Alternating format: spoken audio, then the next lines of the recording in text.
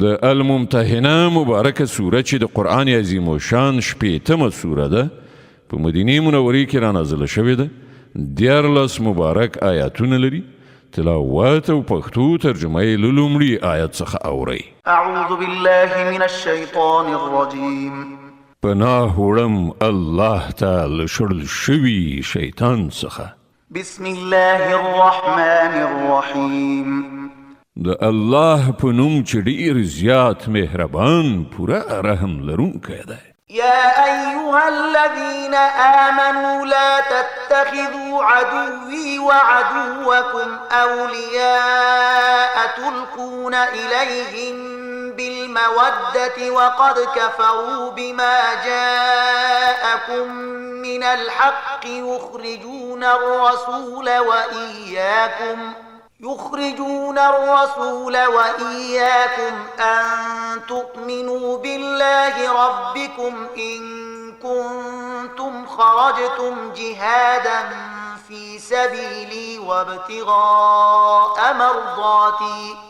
تسرون إليهم بالمودة وأنا أعلم بما أخفيتم وما أعلنتم ومن يفعله منكم فقد ضل سواء السبيل. هغو کسانو چې ایمان مو راوړی دی، که تاسې زما په لاره کې د جهاد کولو لپاره او زما د رضا د ګټلو په خاطر وطن پریښی او له کورونو څخه وتلی، نو زما او خپل دښمنان دوستان مه نیسئ. تاسې له هغوی سره دوستانه اچوئ په داسې حال کې چې کوم حق دین چې تاسې ته راغلی دی د هغه له منلو نه هغوی انکار کړی دی، او د هغو چلند دا دی چې پیغمبر او په خپله تاسې صرف په دې ګناه له وطن څخه باسي چې تاسې په خپل پروردګار الله باندې ایمان راوړی دی. تاسې په پټه هغوی ته دوستانه پیغامونه لیږئ په داسې حال کې چې څه چې تاسې په پټه کوئ او څه چې په ښکاره کوئ په هر څه زه پوهیږم. هر څوک چې له تاسې نه داسې وکړي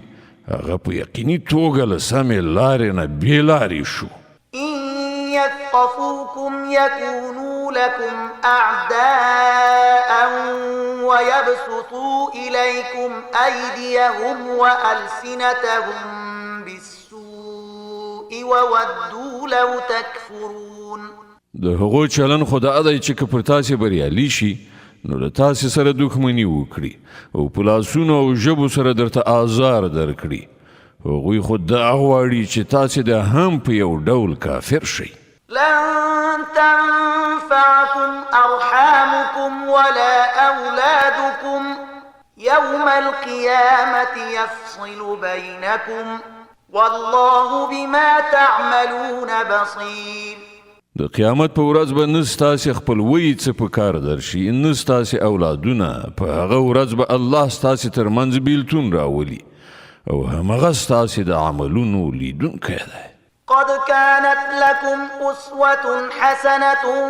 في إبراهيم والذين معه إذ قالوا لقومهم إنا براء منكم ومما تعبدون من دون الله كفرنا بكم وبدا بيننا وبينكم العداوة والبغضاء أبدا حتى تؤمنوا بالله وحده إلا قول إبراهيم لأبيه لأستغفرن لك وما أملك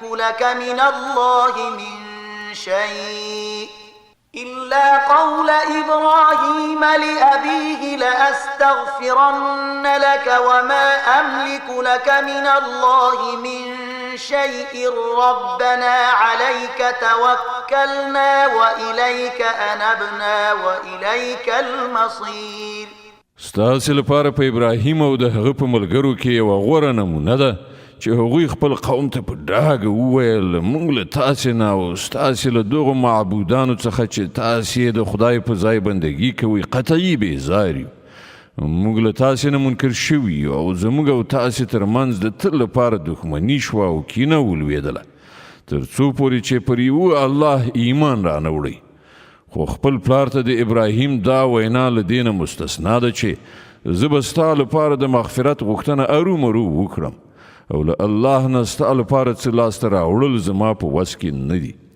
او د ابراهیم او د هغه د ملګرو دعا دا وه چې ای زموږ پروردګاره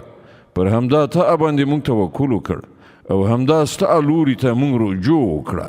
او همدا ستا حضور ته بیا زموږ درګرځېدل دي. ربنا لا تجعلنا فتنة للذين كفروا واغفر لنا ربنا إنك أنت العزيز الحكيم.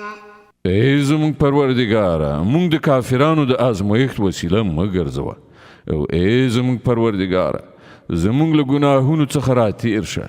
بېشکه همدا ته برلاسی د حکمت څښتنې. لقد كان لكم فيهم أسوة حسنة لمن كان يرجو الله واليوم الآخر ومن يتول فإن الله هو الغني الحميد. د همدغو خلکو یعنی د ابراهیم او د هغه د یارانو په چارچلند کې ستاسې لپاره او د هر هغه چا لپاره غوره نمونه ده چې د الله او د آخرت د ورځې هیلهمن وي. کله دې نه څوک منحرف وي نو الله بې نیازه او په خپل ذات کې ستایل شوی دی. عسى الله أن يجعل بينكم وبين الذين عاديتم منهم مودة والله قدير والله غفور رحيم. لرې نه ده چې الله یو وخت ستاسې او هغو خلکو ترمنځ مینه واچوي چې له هغو سره نن تاسې دښمني راخیستې ده. الله لوی قدرت لري او هغه بخښونکی مهربان دی. لا ينهاكم الله عن الذين لم يقاتلوكم في الدين ولم يخرجوكم من دياركم أن تبروهم وتقسطوا إليهم إن الله يحب المقسطين. الله تاسې له دې خبرې نه منع کوي چې تاسې له هغو خلکو سره د نیکۍ او عادل چلند وکړئ چې هغوی د دین په باب له تاسې سره جنګ نه دی کړی او تاسې له خپلو کورونو څخه نه یې ویستلي. الله عادل کوونکي خوښوي. إنما ينهاكم الله عن الذين قاتلوكم في الدين وأخرجوكم من دياركم وظاهروا على إخراجكم أن تولوهم ومن يتولهم فأولئك هم الظالمون. هغه چې له کومې خبرې نه تاسې منع کوي هغه دا ده چې تاسې له هغو خلکو سره دوستي وکړئ چې هغوی له تاسې سره د دین په معامله کې جنګېدلي دي او تاسې له خپلو کورونو نه ویستلي یې او ستاسې په ویستلو کې یو د بل ملاتړ کړی دی. له هغو سره چې کوم کسان دوستي وکړي همغوی ظالمان دي. يا أيها الذين آمنوا إذا جاءكم المؤمنات مهاجرات فامتحنوهن الله أعلم بإيمانهن فإن علمتموهن مؤمنات فلا ترجعوهن إلى الكفار لا هن حل لهم ولا هم يحلون لهن وآتوهم ما أنفقوا ولا جناح عليكم أن تنكحوهن إذا آتيتموهن أجورهن ولا تمسكوا بعصم الكوافر واسألوا ما أنفقتم وليسألوا ما أنفقوا ذلكم حكم الله يحكم بينكم والله عليم حكيم. ای مؤمنانو کله چې مؤمنې ښځې هجرت وکړي تاسې ته راشي نو د هغو د مسلمانۍ تحقیق وکړئ او د هغو د ایمان په حقیقت باندې الله ښه پوهیږي. بیا کله چې تاسو ته معلومه شي چې هغوی مؤمنی دي نو هغوی بیرته کافرانو ته مه لیږئ نه هغوی د کافرانو لپاره روا دي او نه کافران د هغوی لپاره روا دي د هغو کافرو میړونو چې کوم مهر هغو ته ورکړی وو هغه هغو ته بیرته ورکړئ او له هغو سره په نکاح کولو کې پر تاسې څه ګناه نشته کله چې تاسې د هغو مهر هغو ته ورکړئ او تاسې په خپله هم کافرې ښځې په خپله نکاح کې مه ساتئ کوم مهر چې تاسې خپلو کافرو میرمنو ته ورکړی وو هغه تاسې بیرته وغواړئ او کوم مهر چې کافرانو خپلو میرمنو ته ورکړی وو هغوی دې هغه بیرته وغواړي دا د الله حکم دی هغه ستاسې ترمنځ فیصله کوي او الله پوه او د حکمت خاوند دی وإن فاتكم شيء من أزواجكم إلى الكفار فعاقبتم فآتوا الذين ذهبت أزواجهم مثل ما أنفقوا واتقوا الله الذي أنتم به مؤمنون او که ستاسې د کافرو میرمنو له مهرونو څخه یو څه تاسې ته له کافرانو څخه بیرته په لاس در نشي او بیا ستاسې وار راشي نو د کومو خلکو میرمنې چې هلته پاتې شوي دي هغو ته هغومره څه ورکړئ چې د هغو له ورکړو مهرونو سره برابر وي او له هغه خدای نه ویریدونکي اوسئ چې پر هغه مو ایمان راوړی دی يا أيها النبي إذا جاءك المؤمنات يبايعنك على ألا يشركن بالله شيئا ولا يسرقن ولا يزنين ولا يقتلن أولادهن ولا يأتين ببهتان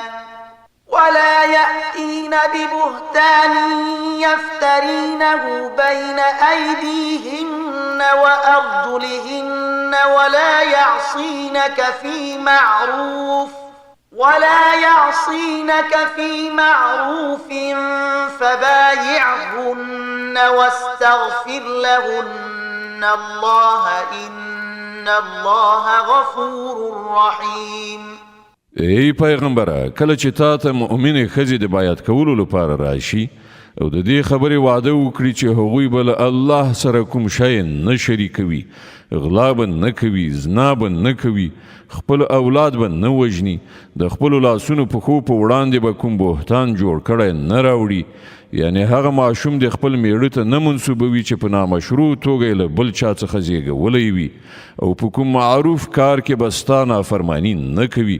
له هغو نه بیعت واخله او د هغو په حق کې له الله نه مغفرت وغواړه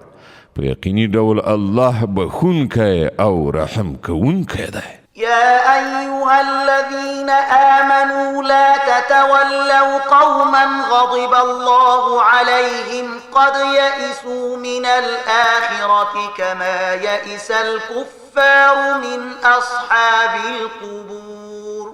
ای مؤمنانو هغه خلق دوستان منیسي چې الله ورباندې غضب کړی دی چې له آخرت نه داسې ناامیده دي لکه څنګه چې په قبرونو کې پراته کافران ناامیده دي صدق الله العظيم الله ستر رښتیا ویونکی دی